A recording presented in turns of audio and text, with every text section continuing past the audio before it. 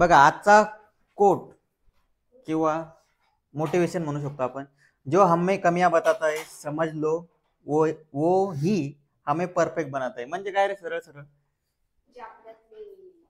काय बघा, सरळ सरळ एक गोष्ट सांगतो तुम्हाला मराठी लँग्वेज मधली. मुंग्या कोणाला लागतात? साखरेला, गुळाला. म्हणजे यांचं नेचर कसं आहे? गोड. जे लोक तुमच्याशी गोड गोड राहतात ना, ते समजून जायचं की तुम्हाला ते वरती नेऊ शकत नाही. असं नाही म्हणत की ते तुमच्या लाईफ मध्ये तुम्हाला खाली ओढायला असतात, हे नाही म्हणत. तुम्हाला वरती नाही नेणार ते. का नाही नेणार? वरती का नाही नेणार ते? त्याचा रिझन आहे काय? त्याचं रिझन काय आहे? कारण तुमच्यातल्या कमी गोष्टी त्या तुम्हाला सांगत नाही. आणि हे जे जो हमें कमियां बतात आहे, म्हणजे जो तोंडावर म्हणतो तुम्हाला की तू असं आहे, तू असं आहे, तुझ्यात हे कमी आहे, तू असं केलं नाही पाहिजे, तुम्ही हे केलं नाही पाहिजे, तो तुम्हाला परफेक्ट बनवणार. ठीक आहे, कळाला याचा अर्थ? लक्षात राहू द्यायचं, खूप महत्वाचं आहे तुमच्यासाठी. तुम्हाला तोंडावर गोड गोड बोलणारे भरपूर भेटतील, पण तुमच्या चुका सांगणारा एखादा राहील, म्हणजे तोच काय करणार? तुम्हाला परफेक्ट बनवणार. जसं की मी तुमच्या चुका तुम्हाला इथं सांगेल. सांगेल म्हणजे सांगेल, मी कधीच तुम्हाला म्हणणार नाही शाबास व्हेरी गुड, कधीच म्हणणार नाही. का? मग तिथून तुम्हाला जर एखाद्याने म्हटलं व्हेरी गुड शाबास, मग तिथून तुमची एफर्ट करण्याची जी क्षमता आहे, प्रयत्न करण्याची क्षमता थोडी थोडी कमी होते. कळालं ना? ठीक आहे. त्याच्यानंतर आता आपलं काल जे सांगितलेले तुम्हाला थोडंफार त्याच्यावरती क्वेश्चन घेऊ आपण. बघा आता हा जो फर्स्ट क्वेश्चन आहे,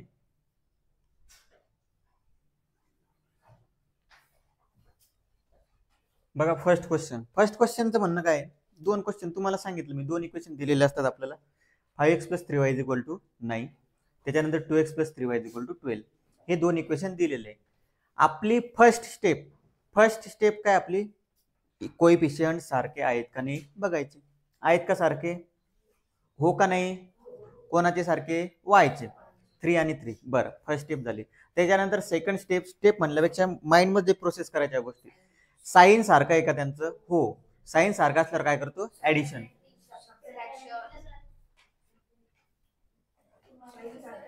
हे प्रिंटिंग मिस्टेक आहे का?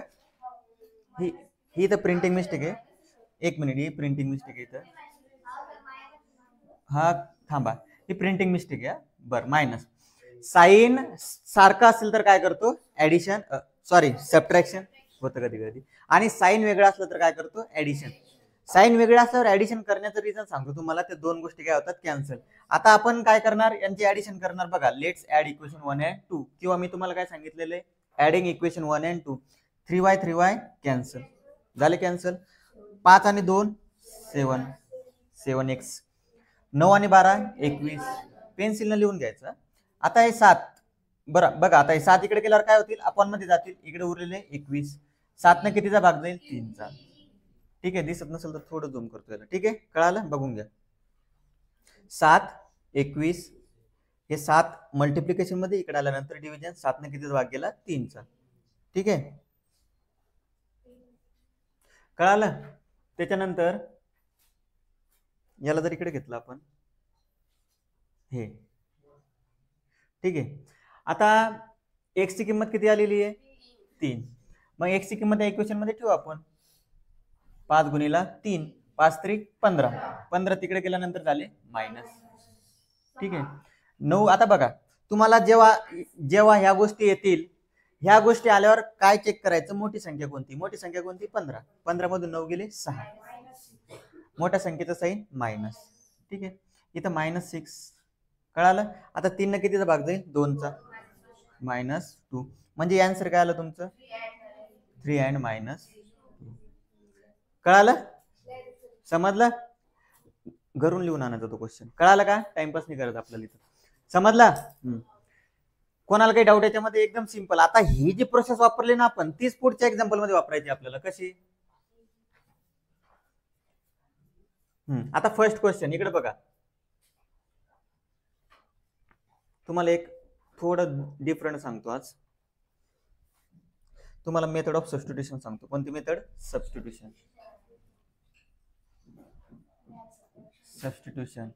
ठीक आहे, बोलू नका कोणीच. आता बघा, सबस्टिट्यूशन काय? जी मेथड, आता काल काय सांगितलं मी तुम्हाला, कोएफिशियंट चेक करायचे. ठीक आहे, कोएफिशियंट सारखे नसतील तर काय बनवावं लागतील, त्यांना सारखं बनवावं लागेल.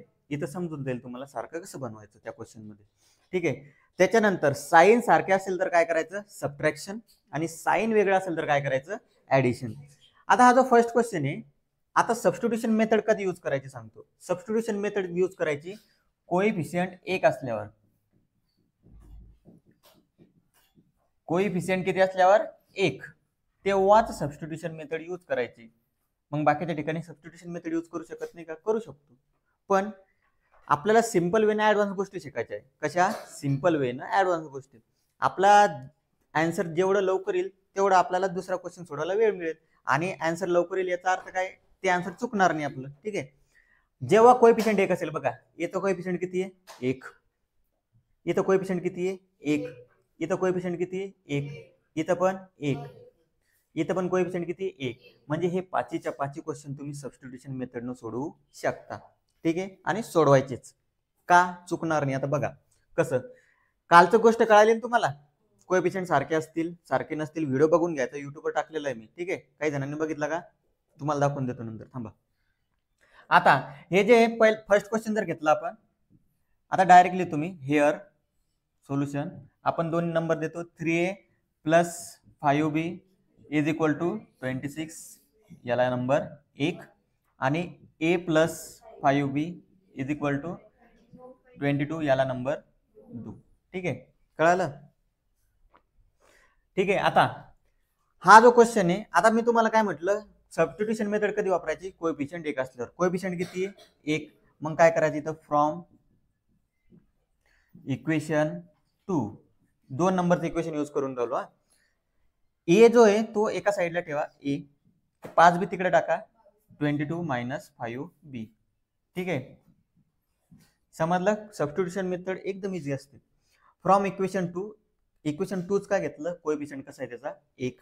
ए ॲज इट इज ठेवला, हे 5b तिकडे टाकले, काय झाले, मायनस.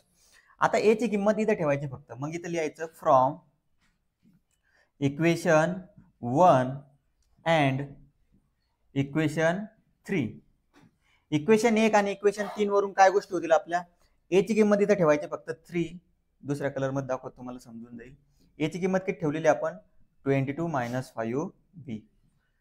ठीक आहे, त्याच्यानंतर +5b as it is equal to 26. कळालं तुम्हाला. आता काय झालं, ही किंमत कुठून आली, मी तुम्हाला समजावून सांगतो, त्याच्यामुळे वेळ लागतो तुम्हाला. तुम्ही जर स्वतः सोडवसाल तर एकदम फास्ट मध्ये आन्सर येईल. ही जी ए ची किंमत आहे, ए ची किंमत ॲज इट इज ठेवली, एकदम फास्ट मध्ये आन्सर येतो. बघा आता तुम्ही, 22 × 3 66, 3 न मल्टिप्लाय करा 15b, आणि हे 5b बरोबर 26. 66 ला तिकडे जाऊ द्या, -15b + 5b is equal to 26 - 66. ठीक आहे, आता 15 मधून 5 गेले 10, मोठ्या संख्येचं साईन मायनस, -10b बरोबर 26. आता 66 मधून 26 गेले -40, दोन्ही ठिकाणी मायनस आहे, प्लस होऊन जाईल, म्हणजे 40/10. किती आन्सर आलं, 4. बी ची किंमत आली 4. आता ही बी ची किंमत डायरेक्ट इथंच ठेवायची जिथं सबस्टिट्यूट केलेलं आहे. Put B is equal to 4 in equation 3. Equation 3 मध्ये जर ठेवली तर ए इज इक्वल टू काय येईल मग, 22 - 5. बी ची किंमत किती आहे, 4. ए ची किंमत किती आली मग, 22 - 20. ए ची किंमत आली 2. ताबडतोब आन्सर. सबस्टिट्यूशन मेथडनं बघा किती फास्ट आन्सर येतो. तुम्ही कम्पेअर करा, तुम्ही लिनियर. आता बघा तुम्हाला काय सांगितलं मी, इथं डायरेक्टली सोडू शकता बरं तुम्ही, तसं काय नाही. Adding 1 * 5b cancel, 4a is equal to, कळालं, सोडू शकता ते. पण माझं म्हणणं काय, सबस्टिट्यूशन मेथडचा यूज तुम्हाला जे वर्ड प्रॉब्लेम आहे, वर्ड प्रॉब्लेम समजतात ना तुम्हाला, शाब्दिक उदाहरणं असतील आपले 1.5च्या जवळपास, त्याच्यामध्ये तुम्हाला जास्त यूज होईल. कधी वापरायची सबस्टिट्यूशन मेथड, कोएफिशियंट 1 असल्यावर. ठीक आहे, कळालं, लिहून घ्या. फायनल आन्सर कसं लिहाल, A B is the solution of the equation. कसं,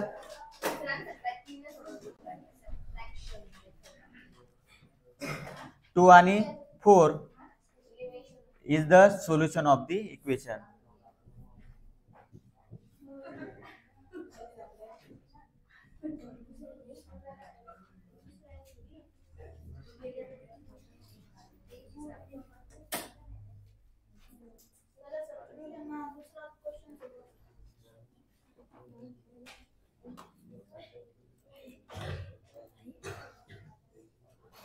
काय म्हणलं आधी? सोडू काही प्रॉब्लेम. बघा आता हाच क्वेश्चन तुम्हाला दुसऱ्या मेथडनं सांगतो कसं. हाच क्वेश्चन तुम्हाला दुसऱ्या मेथडनं सांगतो एकदा.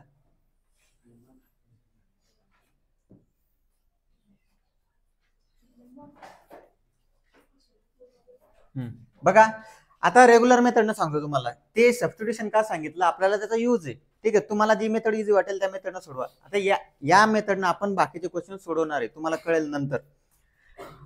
आता तुम्हाला काय सांगितलं मी काल, आपल्याला फक्त पहिले कोएफिशियंट चेक करायचे. कोएफिशियंट 5 आणि 5 सारखे. ठीक आहे, पहिली स्टेप सारखी आहे. सारखे असल्यावर काय करतो आपण, साइन चेक करतोय. दोघांचं साइन सारखं आहे, मग काय करतो आपण, सबट्रॅक्शन. मग काय करा, अप्लाय इक्वेशन 1 मायनस इक्वेशन 2. ठीक आहे, याला अप्लाय केलं आपण तर काय होईल मग, 3a plus 5b is equal to 26, a plus 5b is equal to 22.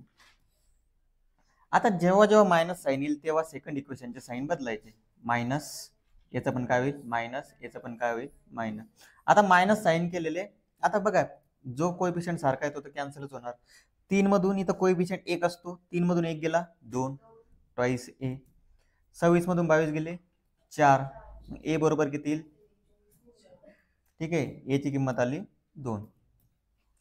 कळालं, थोडंफार असं दाखवायचं भाग दिलेला आहे म्हणून. त्याच्यानंतर ही जी किंमत आलेली आहे, put A is equal to 2 in equation. आपल्याकडे किती इक्वेशन आहे, 1 2. जिथं बघा सगळ्यात सिंपल कोणतं वाटतं, 2 नंबरचं, इन इक्वेशन 2. असं काय नाही बरं की याच इक्वेशन मध्ये ठेवायचे म्हणून. A plus 5b is equal to 22. ठीक आहे, ए ची किंमत किती आहे, 2 plus 5b is equal to 22. 5b is equal to 22 minus 2. b is equal to किती मग, 20/5. b ची किंमत आली 4. कळालं, कसंही सोडवा आन्सर तेच येईल. ठीक आहे, घ्या लिहून. समजला क्वेश्चन. आता याच्यानंतर बघा, आता हा जो 3 नंबरचा क्वेश्चन आहे ऍज इट इज आहे. बघा इथं 2x आहे, इथं 2x आहे. दिसत नसेल तर पहा, कसं मोबाईल वापरू डोळे चांगले झाले तुमचे जरा. 2x आणि 2x, इथं काय आहे, सेम कोएफिशियंट आणि साइन पण सारखं आहे. काय करावं लागेल तुम्हाला, सबट्रॅक्शन. काय करावं लागेल, सबट्रॅक्शन. तो होमवर्कला राहील 3 नंबरचा. एकच घेणार मी आता कोणता तरी. आता बघा,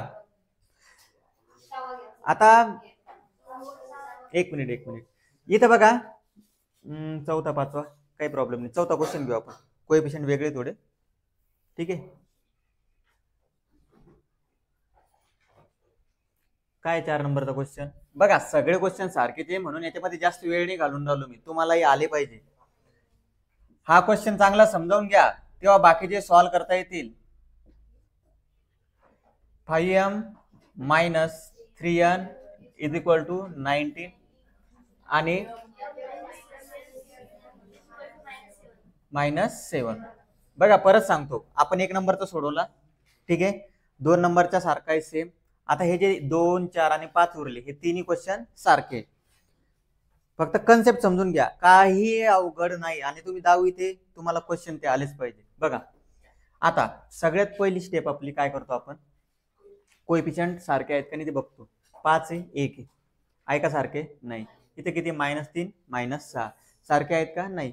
मग आपल्याला सारखे बनवायचं. मग आता सरळ जास्त डोकं नका लावू, m ला 5 ने मल्टिप्लाय करा. ठीक आहे, समजलं, ज्यांना समजत नाही त्यांना. कारण 5m आपल्याला इथं किती आणायचे, 5m.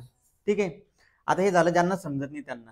आता ज्यांना समजतं त्यांनी काय विचार करायचा थोडा. बघा इथं 6 आहे का नाही, या 3 ला 6 बनवणं सोपं आहे. किती मल्टिप्लाय करू शकतो, 2. ही झाली दुसरी मेथड. ज्यांना जसं सोडवायचं आन्सर एकच येणार. मॅथची ती खासियत आहे, आन्सर कसं एक येतं. आणि तिसरी गोष्ट काय, सबस्टिट्यूशन, डायरेक्ट सबस्टिट्यूशन मेथड. आता बघा तुम्हाला कोणत्या मेथडने आन्सर लवकर येईल ते तुम्ही बघायचं, फक्त शांत बसा आणि समजून घ्या. बघा आता काय करणार आपण, याला इक्वेशन नंबर 1, याला इक्वेशन नंबर 2. आपण कोएफिशियंट सारखे करेपर्यंत लिनियर इक्वेशन सॉल्व्ह करू शकत नाही. कोएफिशियंट सारखे करण्यासाठी याला किती मल्टिप्लाय करावं लागेल, 2 न. मल्टिप्लाइंग इक्वेशन 2/5 कितीने मल्टिप्लाय करून राहिलो, 2 ला 5 न. याला 5 ने जर मल्टिप्लाय करायचं म्हटलं तर काय चेंजेस होतील बघून घ्या. 5 गुणिला 5 गुणिला 5 गुणिला, ठीक आहे, तुम्हाला समजण्यासाठी करत आहे. 5 गुणिला m मायनस 5 गुणिला 6n इज इक्वल टू 5 गुणिला -7. ठीक आहे. आता 5 न असं का लिहिलं मी, कारण 5 न सगळ्यांना मल्टिप्लाय करावं लागतं. 5m 5 सगळं 30, 5 7 35. हे झाले इक्वेशन 3. इक्वेशन नंबर किती झाले, 3. आता झाले कोएफिशियंट सारखे. आपण इक्वेशन कोणतं वापरलं, 2 नंबरचं. आता 2 नंबरचं इक्वेशन तात्पुरतं विसरून जा, त्याला याला तात्पुरतं बाहेर ठेवा. आता इक्वेशन नंबर पहिला आणि तिसरं बघा. पहिलं आणि तिसरं कोएफिशियंट सारखे आहेत का, हो. कोएफिशियंट सारखे असल्यावर काय चेक करतो, साइन. याचं साइन कसं आहे, सारखं. साइन सारखं असल्यावर काय करतो, वजाबाकी. मग काय करसाल तुम्ही, अप्लाय. इक्वेशन 2चं काम संपलेलं आहे. Apply equation 1 minus equation 3. 2चं काम झालं ना रे, ठीक आहे, कळालं. आता इक्वेशन 1 लिहून घ्या मग. 5m minus 3n is equal to 90. त्याच्या खाली 5m minus 30n is equal to -35. Sign change करा. मायनसचं काय होईल, प्लस. मायनसचं काय होईल, प्लस. जे सारखा आहे तो तर कॅन्सलच होणार. आता 30 मोठी संख्या आहे, 30 मधून 3 गेले 27, प्लस साइन मोठ्या संख्येचं. आता चेंज केलेलं साइन कन्सिडर करावं लागेल तुम्हाला. 35 आणि 29 54. 27चं थोडंफार दिसत असेल तर दुप्पट आहे, काय दुप्पट. आणि जर असं नसेल समजलं तर मग या दोन्ही संख्या कोणत्या पाड्यात आहे ते चेक करावं लागेल. 9च्या पाड्यात आहे, 9 त्रिक 27, 9 सगळं 54. नंतर परत त्याला 6 ला 3 भाग दिल्यावर 2 आन्सर येणार आहे. तुम्हाला टेक्निक सांगते सॉल्व्ह करायची. 27 दोन्ही 54. यांची किंमत किती आली, 2. यांची किंमत आली 2. कोणत्या एका इक्वेशन मध्ये ठेवा यांची ही किंमत. यांची 2 आलेली. आपल्याकडे 3 इक्वेशन आहे, ठीक आहे. आता ही किंमत कशी ठेवायची, यांचा सगळ्यात कमी कोएफिशियंट पाहायचा कुठे, कुठे पहिला. मग इक्वेशन 1 मध्ये ठेवा. Put n is equal to 2 in equation 1. Equation 1 मध्ये ठेवण्यासाठी ते एकदा इक्वेशन लिहून घ्या, चुकत नाही. 19, ठीक आहे. 5m मायनस 3 यांची किंमत किती आलेली आहे, 2, ठीक आहे, इज इक्वल टू 19. 5m 3 दुनी 6, बरोबर आहे. 6 तिकडे गेल्यानंतर काय होतील, मायनस आहे, तिकडे गेल्यानंतर काय होतील, प्लस. 5m बरोबर किती झाले, 25. m ची किंमत किती मग 25/5. 5 1 5, 5 5 25. m ची किंमत आली 5, ठीक आहे. आता फायनल आन्सर कसं लिहिणार, m, n is equal to m ची 5 आहे ना, जी 5 बघा सुरुवातीला बघायचं m आहे, m n 2 आलेला आहे, is the solution of the equation. Is the solution of the given equation किंवा गिवन सायमल्टेनियस इक्वेशन असं म्हणू शकता, ठीक आहे. बघा आता हे झालं आपला क्वेश्चन डिटेल मध्ये. बघा तुम्हाला फुल रेकॉर्डिंग मिळणार आहे. परत परत परत परत कॉन्सेप्ट क्लिअर होत नाही तोपर्यंत करून घ्यायचं. असं नाही समजायचं आपल्याला की आपलं 10वी बोर्ड साठीचे, ठीक आहे, याचा यूज समोर पण भरपूर आहे तुम्हाला. आता दुसरी मेथड सांगतो, 2 मिनिटं शांत बसा फक्त. तुम्हाला सबस्टिट्यूशन अवघड वाटत होती ना. क्वेश्चन बघितला, हा बघितला का,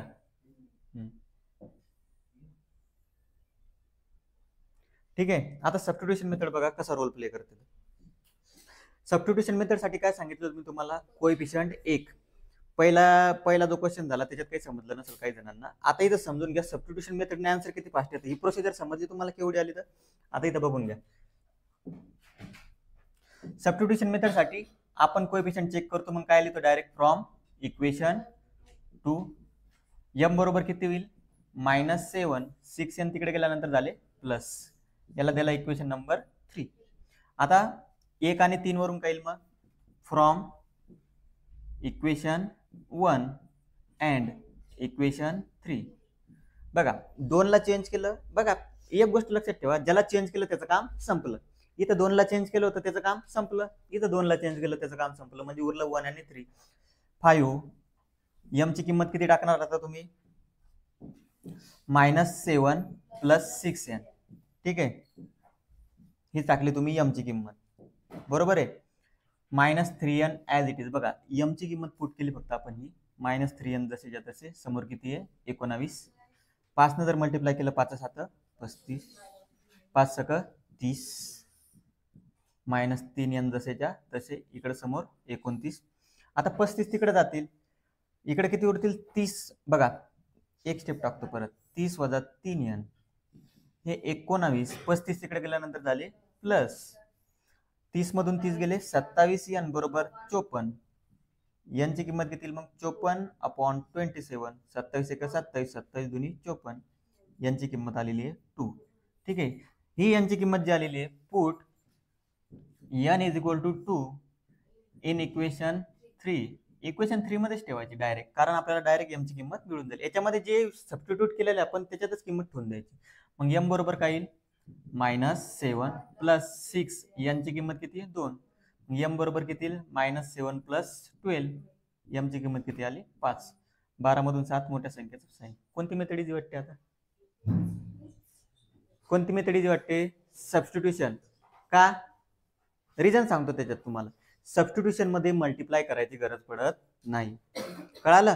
तुम्ही पहिले ही मेथड लिहून घ्या, सबस्टिट्यूशन. ठीक आहे, ही झाली की ती लिहून घ्यायची.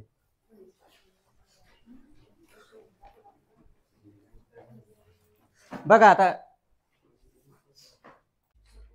हा लक्ष द्या, समजलंय आता?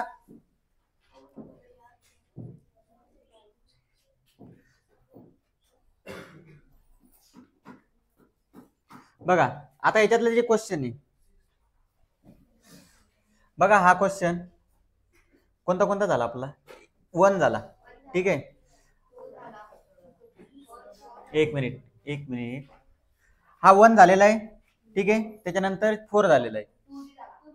एक मिनिट, काय तुमचे झाले, काही जणांचे झालेले नसतील. आता काय करा, हा होमवर्कला 2 नंबरचा, हा होमवर्कला 3 नंबरचा आणि हा होमवर्कला 5 नंबरचा. किती क्वेश्चन होमवर्कला? 3. आता याच्यात बघा तिन्ही क्वेश्चन मध्ये बघा, इथे x आहे. ठीक आहे, इथे पण काय आहे? y. इथे पण काय आहे? x. म्हणजे तुम्ही सबस्टिट्यूशन मेथड वापरू शकता. बघा माझं असं म्हणणं नाही की तुम्ही दोन्ही मेथडनं सोडवा म्हणून, पण प्रॅक्टिस साठी दोन्ही मेथडनं क्वेश्चन सोडून पहा.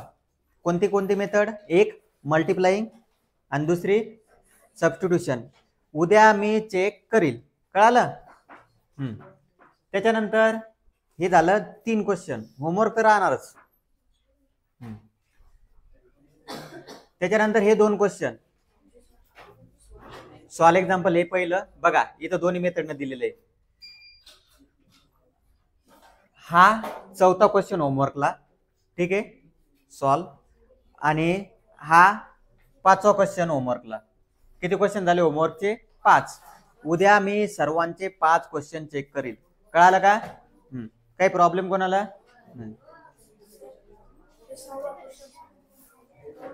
उद्या